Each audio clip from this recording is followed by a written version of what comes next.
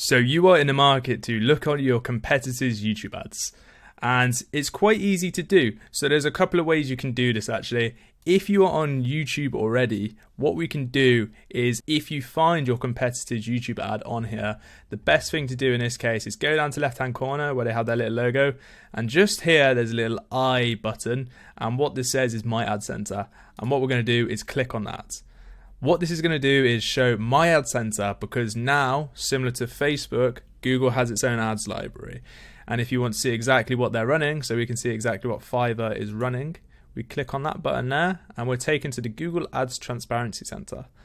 Within here we can see all of the ads that Fiverr is now running, so we can scroll down like this. However, if we're not interested in the search ads, we can just go to video.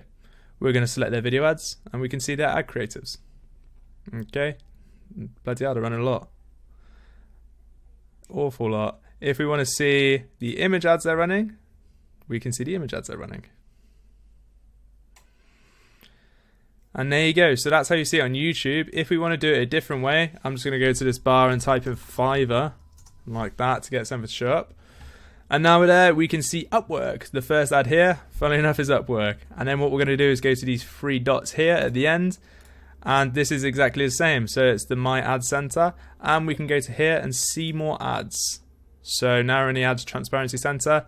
Same thing again. We can see their image ads they're running, which are quite a lot, and a lot of variations, so a lot of creative testing going on here. It's good to see. And then we can see their text ads, so search, sort of ad copy they're using,